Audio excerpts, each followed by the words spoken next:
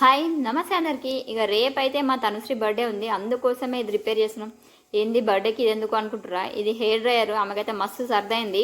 So తలస్నానం చేపిస్తే cold ఎక్కువ అవుతుంది అని చెప్పేసి ఇంకా హెయిర్ డ్రయర్ అన్నా మంచిగా చేద్దామా అని చెప్పి చూస్తున్నాము. మనం ఏదైనా ఇక మునాతకు వచ్చే వరకు చేసుకోము. అది అర్జెంటుగా ఏమన్నా కావాలి అంటే తప్ప దాని జోలికే పోము. ఇది చాలా రోజుల నుంచి మంచి చేద్దాం అనుకుంటున్నాం, అక్కడ మూల పడేసినాము. అవసరం లేదు కదా ఇన్ని రోజులు. హెయిర్ డ్రయర్ ఎక్కువ వాడను నేనైతే. హెయిర్ డ్రయర్ హెయిర్ కన్నా ఎక్కువ బట్టలకు, షూస్కు, వర్షాకాలంలో షూస్ ఆరబెట్టడానికి వాడేదాన్ని. కానీ ఇప్పుడు మాత్రం హెయిర్ కోసమే వాడాలని చెప్పేసి బాగు చేస్తున్నాం. ఫస్ట్ టైం అది బాగు చేసిన తర్వాత హెయిర్కి వాడాలనుకుంటున్నాము. ఇన్ని రోజులైతే అసలు హెయిర్కే వాడలేదు హెయిర్ డ్రయర్ని.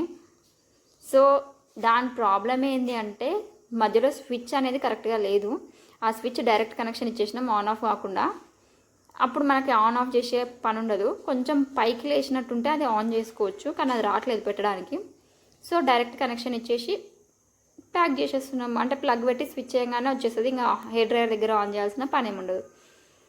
సో ఆన్ అయిపోయింది, తెలుసలేదు కదా చేతికి పెడితే. సో ఒక పేపర్ పెట్టి చూద్దాం.